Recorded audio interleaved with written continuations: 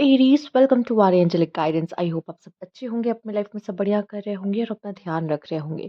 आज मैं फिर आपके लिए रीडिंग लेकर आई हूँ और हम देखने वाले हैं यहाँ पे नो कांटेक्ट सिचुएशन। ठीक है, आपके आपके पार्टनर से बात नहीं हो रही है, तो लेट्स सी कि क्या एनर्जीज हैं उनकी। अगर आपको पर्सनल रीडिंग चाहिए तो आप यहाँ पे कांटेक्ट कर सकते हैं।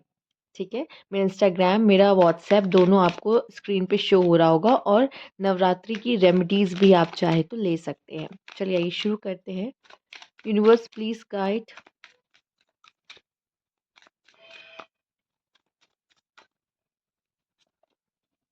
रिवील, अनसेटिस्फाइड,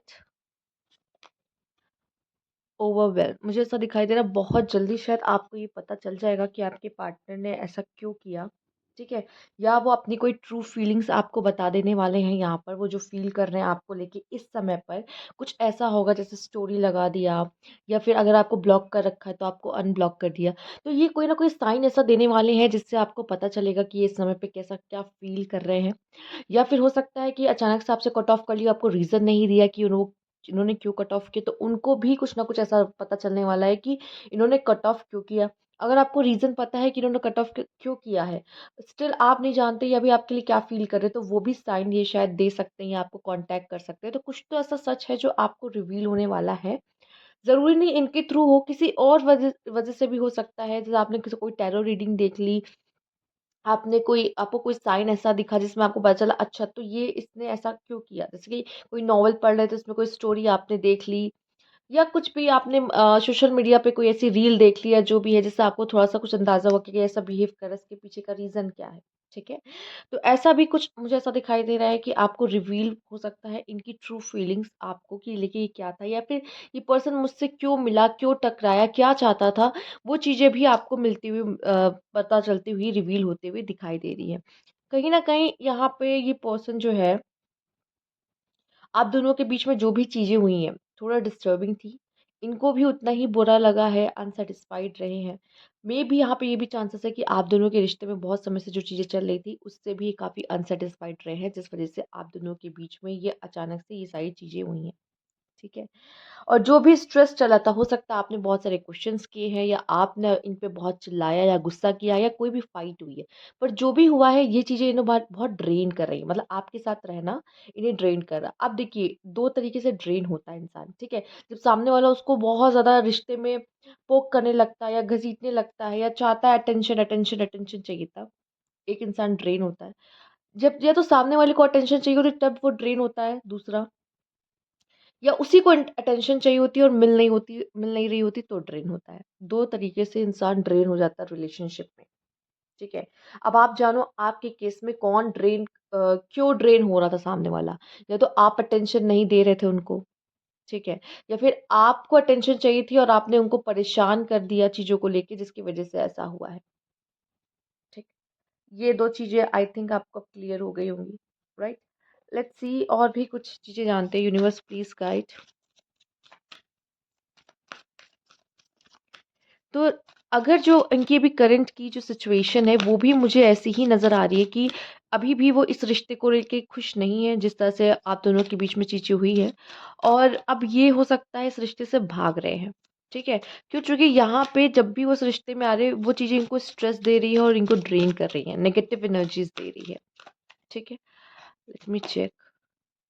ओके, कहीं न कहीं आप दोनों के रिश्ते में ईगो ईगो भी आया है।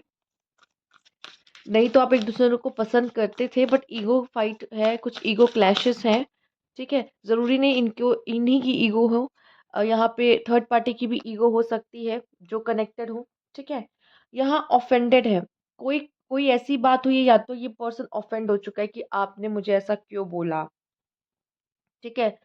तो यहाँ पे या तो ये सामने वाला पर्सन ऑफेंड हुआ है किसी चीज़ से, उसको बहुत बुरी लग गई, उसको बहुत हर्ट हो गया।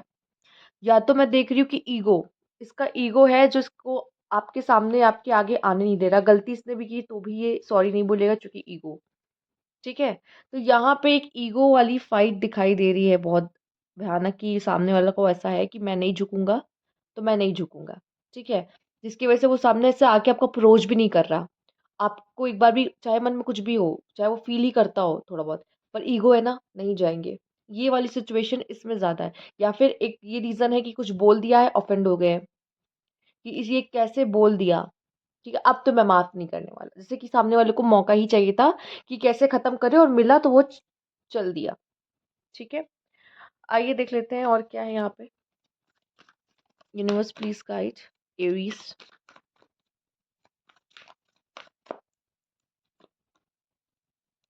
Night of cups. Hmm, okay. मैं यहाँ पे ये देख पा रही हूँ, पहले तो बहुत ज़्यादा प्यार था, चीज़ें ठीक थी, बट आप दोनों के बीच में ये दूरियाँ आई, ये दरारें आई। अब ऐसा लग रहा है कि शायद हम दोनों एक-दूसरे के लिए कंपैटिबल नहीं है, या तो हम एक-दूसरे के लिए बने नहीं हैं। ये कोई फेयर लव नहीं है, ठीक है? और ये रीज़न पता है क्या है, बहुत समय से आप दोनों के बीच में डिस्टर्बेंस चल रही थी। ये रिश्ते में डिस्टर्बेंस तुरंत ऐसा नहीं हुआ, अचानक से कुछ हुआ और ये ब्रेकअप, नहीं। बहुत समय से आप दोनों के बीच में कॉन्फ्लिक्ट्स होना, चीज़ें सही नहीं चलना, कुछ लोग के लिए तो लॉन्ग डिस्टेंस है तो इश्यू है। कोई ना कोई रीज़न है यहाँ पे कि आप दोनों एक-दूसरे से आप दोनों की बन नहीं रही थी। एंड नाउ ऐसा है कि आई नीड अ जस्टिस, या फिर ऐसा है कि आई डिज़र्व बेटर। इस तरह की कंडीशन में आप दोनों दिखाई दे रहे हो, ठीक है? वैसे तो बहुत ज़्यादा ही यहाँ पे करेक्शन आपका स्ट्रॉन्ग था। एक और रीज़न मुझे दिखाई दे रहा है कि शायद इस पर्सन को यहाँ पर मेल या फीमेल कोई भी हो सकता है, सामने वाला कोई भी मेल और फीमेल है। किसी और पर्सन ने अप्रोच किया जिसकी वज़ह से भी आप दोनों के बीच में प्रॉब्लम्स, दूरियाँ। अब जब सामने वाले को दूसरा वाला इंसान अच्छा लगने लगता है, तो उसके पास और कोई चारा नहीं बचता, ठीक है? आपसे जैसे-जैसे दूरियाँ बनती चली गई, प्रॉब्लम्स आती चली गई, गुस्सा आने लगा बेमतलब का, चूँकि उनको लगा कि या तो आप मुझे टाइम नहीं देते, कोई और दे रहा है भाव, भाव नहीं देते, कोई और दे रहा है भाव, ठीक है? तो ये सारी चीज़ें होने लगी, डिस्टर्बिंग्स होने लगी, जिसकी वज़ह से आप दोनों के रिश्ते में दरार, और स्टिल वो दरार मुझे दिखाई दे रही है।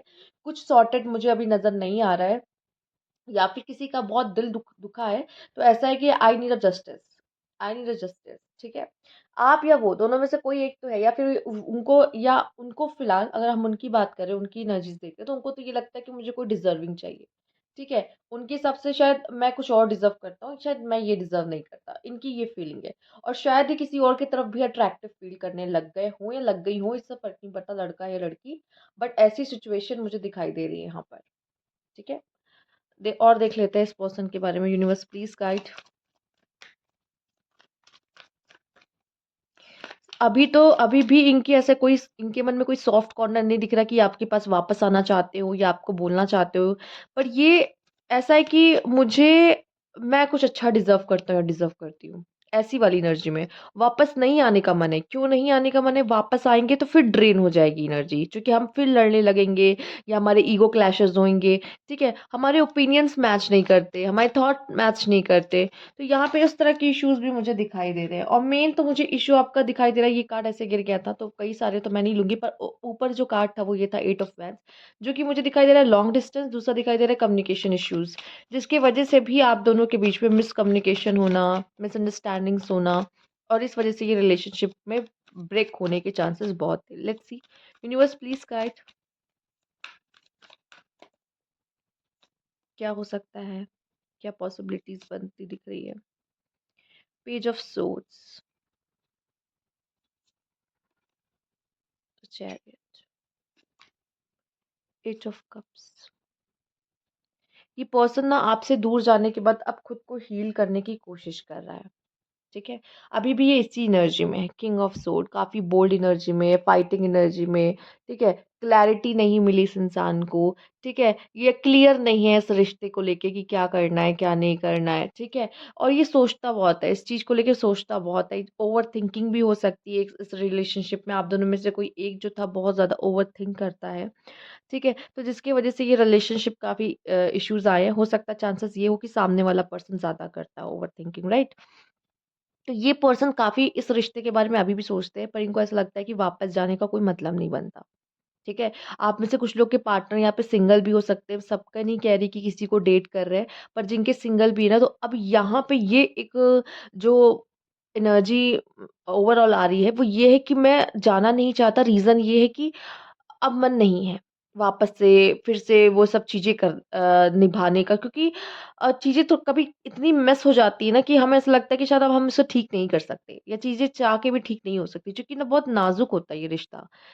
जैसे कि वही है ना, ग्लास की तरह, शीशे की ग्लास होती है ना, एक बार टूट गया तो वापस मुश्किल है जोड़ पाना। तो वैसा वाली सिचुएशन यहाँ पे मुझे ज़्यादा दिखाई दे रही है, और ये पर्सन आपको छोड़ के चला गया है इसमें ऐसे ही, इसी में, या आप छोड़ के गए हो या ये छोड़ के गया है, ठीक है? कोई तो यहाँ से मूव ऑन हुआ है, और यहाँ पे ऐसी स्थिति है कि ये पर्सन बस सोच रहा है कि अब क्या करा जाए, ठीक है? पर उसे क्लैरिटी नहीं मिल रही कि आपकी तरफ आने की। अभी ऐसा कोई रीज़न नहीं मिल रहा कि ये आपके पास आए, आपकी तरफ आए, आपको मैसेज करे, आपको कॉल करे। फिलहाल मुझे यही दिखाई दे रहा है। हुँ, तो ये थी आपकी रीडिंग यहाँ पर, एरीज़। अगर आपको अच्छी लगी हो तो लाइक कीजिएगा, सब्सक्राइब मेरा चैनल अभी तक नहीं किया है तो कमेंट बॉक्स में ज़रूर बताइएगा। Thank you for watching.